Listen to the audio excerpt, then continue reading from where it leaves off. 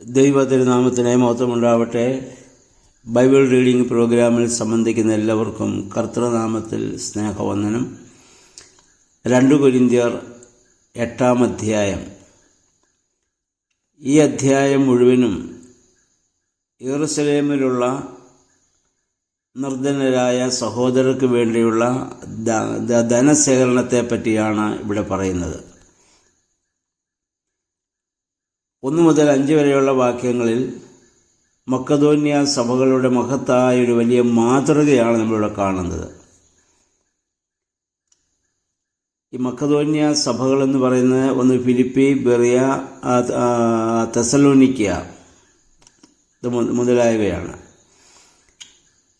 അവരെല്ലാം സാമ്പത്തികമായി ഒരുപാട് ഉയർന്ന നിലയിലല്ലെങ്കിലും ദാനം ചെയ്യുന്നതിൽ അവർ ഒരിക്കലും പിന്നോക്കം നിന്നില്ല.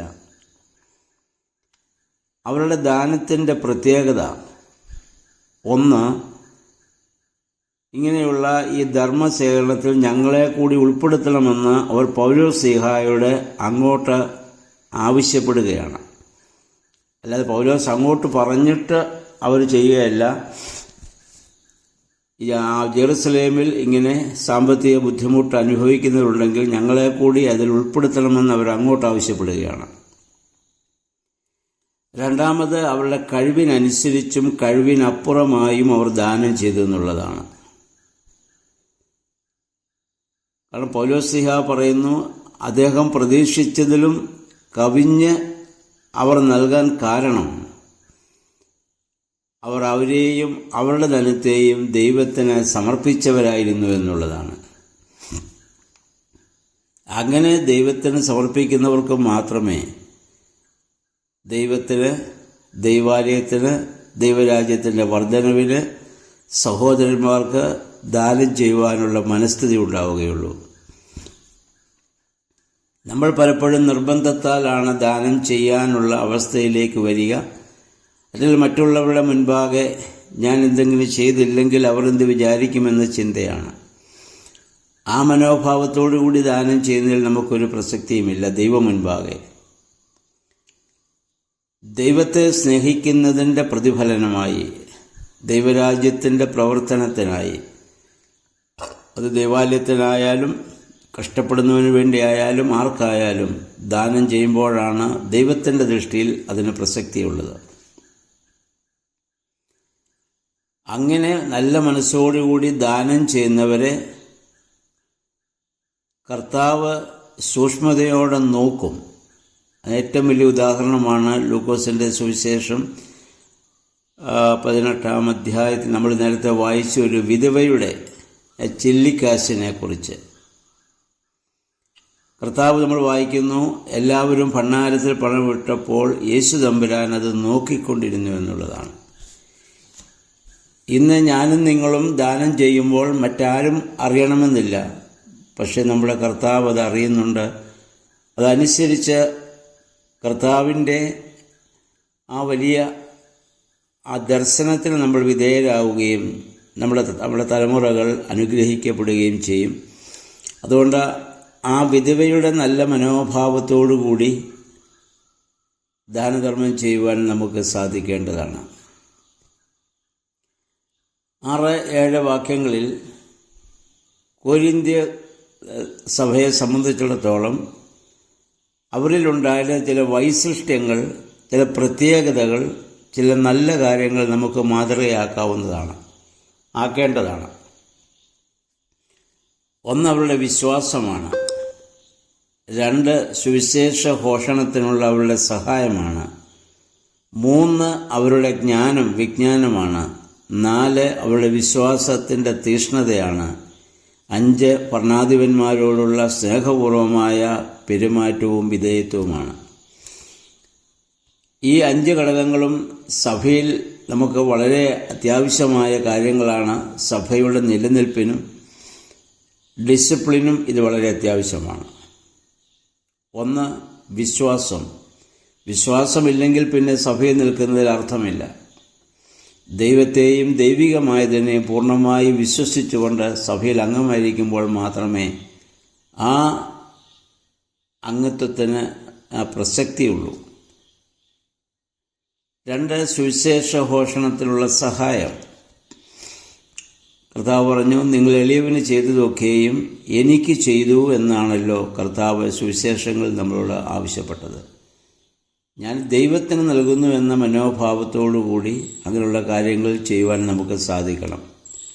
3, ജ്ഞാനം. ബൈബിൾ വായിക്കുവാനും അറിയുവാനുമുള്ള വലിയ ആഗ്രഹം നമുക്കുണ്ടാകണം. അപ്പോഴാണ് ദൈവത്തിൻ്റെ ജ്ഞാനം നമുക്ക് ലഭിക്കാൻ കാരണമായിട്ട് ഇത് തീരുന്നത്. അല്ലാതെ ബൈബിൾ വായിക്കാൻ വേണ്ടി വായിക്കുകയോ ആരാധിക്കാൻ വേണ്ടി ആരാധിക്കുകയോ പ്രാർത്ഥിക്കാൻ വേണ്ടി പ്രാർത്ഥിക്കുകയോ ചെയ്യരുത്. ദൈവത്തെക്കുറിച്ചുള്ള നല്ല അറിവോടുകൂടി, ആ ഉത്തമ ബോധ്യത്തോടുകൂടി, ആ ദൈവികമായ ജ്ഞാനത്തോടുകൂടി ദൈവസ്ഥനിലായിരിക്കാൻ നമുക്കിടയാകണം.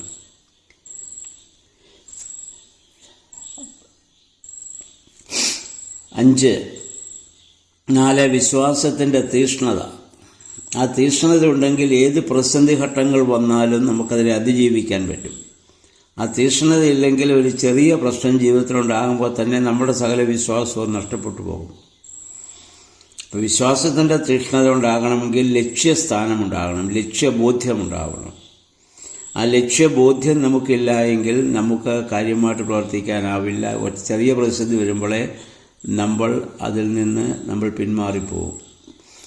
നമ്മുടെ ലക്ഷ്യം അതാണ് വിശ്വാസ പ്രമാണത്തിൽ ചൊല്ലുന്നത്, മരിച്ചുപോയവരുടെ ഉയർപ്പിനും വരുവാനിരിക്കുന്ന ലോകത്തിലെ പുതിയ ജീവനുമായി ഞങ്ങൾ നോക്കി പാർക്കുന്നു. ആ ലോകത്തെക്കുറിച്ചുള്ള വലിയ ഒരു പ്രതീക്ഷയോടും പ്രത്യാശയോടും കൂടി ജീവിക്കാൻ സാധിക്കണം. 5, ഭരണാധിപന്മാരോട് അല്ലെങ്കിൽ നമുക്ക് ഇതിന് നേതൃത്വം നൽകുന്നവരോടുള്ള സ്നേഹപൂർവമായ വിധേയത്വവും അവരോടുള്ള സ്നേഹവും തമ്മിലുണ്ടാവണം. കാരണം അവർ നമ്മൾ നേരത്തെ മുൻ അധ്യായങ്ങൾ വായിച്ചതുപോലെ ദൈവത്തിൻ്റെ സ്ഥാനാപതികളാണ്. ആ സ്ഥാനാപതികളെ ദൈവം അയച്ചിട്ട് അവരുടെ ഭാഗത്ത് തെറ്റുകളും കുറവുകളും കണ്ടേക്കാം. എങ്കിൽ പോലും അവരിപ്പോൾ ആയിരിക്കുന്നത് ദൈവഹിതത്താലും ആണെന്നുള്ള ബോധ്യത്തോടെ വിധേയപ്പെട്ട് ജീവിപ്പാൻ നമുക്ക് സാധിക്കണം. എന്ന് പറഞ്ഞാൽ അവർ തെറ്റ് ചെയ്താൽ അതിനെ അനുകൂലിക്കണമെന്നോ അതിന് വിധേയപ്പെടണമെന്നോ അല്ല.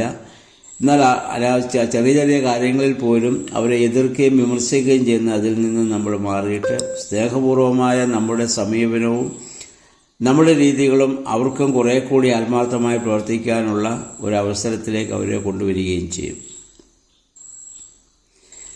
9 വാക്യത്തിൽ പൗലോസ്ലീഹ പറയുന്നത് കർത്താവിൻ്റെ ശ്രേഷ്ഠതയാണ്. നമ്മെ പ്രതി ദരിദ്രനായ കർത്താവ് സമ്പന്നനായതിൻ്റെ മാതൃകയാണ്. എന്ന് പറഞ്ഞാൽ അവൻ തന്നെ ശൂന്യവൽക്കരിച്ചു എന്ന് ഫിലിപ്പിയർ 2 അധ്യായത്തിൽ നമ്മൾ വായിക്കുന്നുണ്ട്. ഭൂമിയോളം തന്നെ താഴ്ത്തി, അതുകൊണ്ട് പിതാവായ ദൈവം അവനെ ഉയർപ്പിച്ച് തൻ്റെ വലതുഭാഗത്തിരുത്തിയിരിക്കുകയാണ്. അപ്പം നമുക്കും ആ ഒരു വിനയത്തോടു കൂടി പ്രവർത്തിക്കാൻ സാധിക്കണം. അപ്പം നമ്മുടെ കഴിവിനനുസരിച്ച് നമ്മളത് നൽകുമ്പോൾ നമ്മൾ ദൈവസന്നിധിയിൽ നമ്മൾ സ്വീകാര്യനായിരിക്കുകയാണ്. ശരിയാണ്, നമുക്കുള്ളത് നമ്മൾ നൽകുമ്പോൾ അത്രയും സമ്പത്ത് നമുക്ക് നഷ്ടപ്പെടുകയാണ്. ആ തലത്തിൽ നമുക്ക് ദാരിദ്ര്യമുണ്ട്. പക്ഷേ ദൈവസന്നിധിയിൽ അത് വലിയ സമ്പന്നതയായിട്ട് മാറുകയാണ്. അതാണ് ഭൂമിയോളം തന്നെ താഴ്ത്തിയതിൻ്റെ പ്രതിഫലനം, ഇല്ലാതായതിൻ്റെ പ്രതിഫലം, അല്ലെങ്കിൽ ആ മഹത്വത്തിൻ്റെ ദാരിദ്ര്യത്തിലേക്ക് യേശു തമ്പുരാൻ വന്നപ്പോൾ ഏറ്റവും ഉന്നതമായ മഹത്വത്തിലേക്ക് പിതാവായ ദൈവം അവനെ ഉയർപ്പിച്ച് ഇതിൻ്റെ വലതുഭാഗത്തിരുത്തി എന്നുള്ളതാണ്. പിന്നെ പുറപ്പാട് പുസ്തകത്തിൽ ഇതിൻ്റെ 15 വാക്യം നമ്മൾ വായിക്കുന്നു, എഴുതപ്പെട്ടിരിക്കുന്നത് പോലെ അധികം സമ്പാദിച്ചവനൊന്നും മിച്ചമുണ്ടായിരുന്നില്ല, അല്പം സമ്പാദിച്ചവന് ഒരു കുറവുമുണ്ടായിരുന്നില്ല. അതേതാണ്? അവരെ മന്ന പെറുക്കിയ സംഭവമാണ്. നമ്മളത് വായിക്കുന്നുണ്ടല്ലോ. മന്ന ശേഖരണത്തിൽ ഒരുപാട് അവിടെ പെറുക്കി വെച്ചവന് അന്ന് കഴിക്കാനേ പറ്റുകയുള്ളൂ. പിറ്റേ ദിവസത്തേക്കുള്ളതൊക്കെ അത് പുഴു വലിച്ചു പോവുകയാണ് ചെയ്തത്. ഒരുവന് കൂടുതൽ പറക്കാൻ പറ്റിയില്ലെങ്കിലും അവന് ഭക്ഷിക്കാനുള്ളത് കിട്ടുകയും ചെയ്തു. അപ്പം നമ്മൾ ഭൂമിയിലേക്ക് വന്നപ്പോൾ ഒന്നും കൊണ്ടുവന്നില്ല, പോകുമ്പോൾ നമുക്കൊന്നും കൊണ്ടുപോകാൻ സാധിക്കുകയുമില്ല. അതുകൊണ്ട് നമുക്കുള്ളതിനെ നമ്മൾ എങ്ങനെ കൈകാര്യം ചെയ്യുന്നു എന്നുള്ളതാണ് കർത്താവ് നോക്കുക. അതാണ് നേരത്തെ താലന്തുകളുടെ ഉപമ കർത്താവ് പറഞ്ഞത്. ആ താലന്ത് ലഭിച്ചവൻ 2ഉം 5ഉം ഒക്കെ ലഭിച്ചവൻ ചെയ്തത് നമ്മൾ കണ്ടു. എന്നാൽ 1 ലഭിച്ചവൻ കൊണ്ട് കുഴിച്ചിട്ടു. ഇതുകൊണ്ട് എന്തു ചെയ്യാനാണെന്നുള്ള മനോഭാവത്തോടെ അവനെ കർത്താവ് വിളിച്ച ദുഷ്ടദാസ എന്നാണ്. നമുക്കും പല താലന്തുകളെ കർത്താവ് നമുക്ക് നൽകിയിട്ടുണ്ട്. ആ താലന്തുകളെ ദൈവഹിതത്തിനായിട്ട് വിനിയോഗിക്കാൻ നമുക്ക് സാധിക്കുമ്പോഴാണ് ദൈവനാമം മഹത്വപ്പെടുകയും മറ്റുള്ളവർക്ക് അത് അനുഗ്രഹമായിട്ട് ഭവിക്കുകയും ചെയ്യുന്നത്. 16 മുതലുള്ള ഭാഗങ്ങളിൽ പൗലോസ്ലീഹ 2 പേരെക്കുറിച്ച് പറയുന്നത്. ഒന്ന് ഇത് തീത്തോസിൻ്റെ കുറിച്ചാണ്. അത് അവൻ്റെ ആ പ്രവർത്തനത്തെക്കുറിച്ചും സമർപ്പണത്തെക്കുറിച്ചും പറയാം. പിന്നെ 18-ാം വാക്യത്തിൽ പറയുന്ന മറ്റൊരു സഹോദരൻ്റെ കാര്യം പറയുന്നുണ്ട്. പക്ഷെ ആരെന്ന് നമുക്ക് നിശ്ചയമില്ല. ആ സഹോദരൻ്റെ പേര് ഇവിടെ വെളിപ്പെടുത്തിയിട്ടില്ല. പക്ഷെ അവിടെ ആ സഹോദരൻ്റെ സത്യസന്ധതയെ വിശുദ്ധ പൗലോസ്ലീഹ ഇവിടെ ശരിക്കും പുകഴ്ത്തുന്നുണ്ട്. അപ്പം അങ്ങനെ ആത്മാർത്ഥമായി പൗലോസിനോടുകൂടി ചേർന്ന് പ്രവർത്തിച്ച ധാരാളം ആളുകൾ ആ കാലത്തും ഉണ്ടായിരുന്നു. 20-ാം വാക്യം ധനശേഖരണം നടത്തുന്നതിൽ പ്രത്യേകമായിട്ട് ശ്രദ്ധിക്കേണ്ടതാണ്. അതിതാണ്, ഉദാരമായ ഈ ദാനം കൈകാര്യം ചെയ്യുന്നതിൽ ആരും ഞങ്ങളെ കുറ്റപ്പെടുത്താതിരിക്കാൻ ഞങ്ങൾ ശ്രദ്ധിക്കുന്നു എന്ന് പറഞ്ഞാൽ, ഇങ്ങനെയുള്ള പണം കൈകാര്യം ചെയ്യുന്നവർ ട്രാൻസ്പെറൻ്റ് ആയിരിക്കണം. അവരുടെ പ്രവർത്തനങ്ങൾ മറ്റുള്ളവർക്ക് സംശയം തോന്നത്തക്ക വിധത്തിൽ ഉള്ള പ്രവർത്തനങ്ങൾ ഒരിക്കലും പാടില്ല. അത് നമ്മളുടെ കയ്യിൽ ആരെങ്കിലും തന്നാൽ അത് ഞങ്ങൾ പൂർണ്ണമായി നൽകിയെന്ന് അവർക്കൂടെ ബോധ്യമാകത്തക്കവണ്ണം പ്രവർത്തിക്കാൻ നമുക്ക് സാധിക്കേണ്ടതാണ്.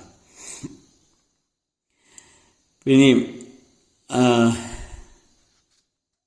ആരും ഞങ്ങളെ കുറ്റപ്പെടുത്താനിടയാവാത്ത വിധത്തിൽ ഞങ്ങൾ ശ്രദ്ധിക്കുന്നുണ്ട്. ദൈവത്തിൻ്റെ മുൻപിലും മനുഷ്യരുടെ മുൻപിലും അവരുടെ കൈകൾ ശുദ്ധമായിരിക്കട്ടെ. അങ്ങനെ പ്രവർത്തിക്കുന്നവരുടെ ആ മനോഭാവത്തെക്കുറിച്ചും അവരുടെ കൈകൾ ശുദ്ധമായിരിക്കണമെന്നും പൗലോസ്ലീഹ ഇവിടെ ഓർമ്മപ്പെടുത്തുന്നുണ്ട്. ഇപ്പോൾ ദൈവരാജ്യത്തിന് നമ്മൾ പ്രവർത്തിക്കേണ്ട ആ ഉത്തരവാദിത്വ ബോധം, അല്ലെങ്കിൽ നീതിപൂർവമായ ആ പ്രവർത്തനം, ആ ഉത്സാഹം, ഇതൊക്കെ ഈ അധ്യായത്തിൽ നമുക്ക് കാണാൻ സാധിക്കുന്നുണ്ട്. അപ്പോൾ പൗലോസ്ലീഹ ഇവിടെ ഓർമ്മപ്പെടുത്തിയ രീതിയിൽ നമ്മുടെ ജീവിതത്തെ ക്രമപ്പെടുത്താൻ നമുക്ക് സാധിക്കണം. നമുക്ക് ലഭിച്ചിട്ടുള്ള മേഖലകൾ, ഏത് ശുശ്രൂഷയാണോ നമുക്ക് ലഭിച്ചിട്ടുള്ളത്. ഇപ്പോൾ ഒരു ഭാര്യയ്ക്ക് കുടുംബവുമായി ബന്ധപ്പെട്ടായിരിക്കാം, ഭർത്താവിന് ജോലി സംബന്ധമായിട്ടുള്ളതായിരിക്കാം. ഓരോരുത്തർക്കും വ്യത്യസ്തമായ ശുശ്രൂഷാ രംഗങ്ങൾ ഒക്കെ ലഭിച്ചിരിക്കുന്നു. ആ ശുശ്രൂഷാ രംഗങ്ങളിൽ ദൈവത്തിന് പൂർണ്ണമായി സമർപ്പിച്ചുകൊണ്ട്, ദൈവത്തിൽ പൂർണ്ണമായി വിശ്വസിച്ചുകൊണ്ട്, ആത്മാർത്ഥതയോടും സത്യസന്ധതയോടും അതിനേക്കാൾ ഉപരി തികഞ്ഞ നീതിബോധത്തോടും കൂടി പ്രവർത്തിക്കാൻ നമുക്കിടയാകണം.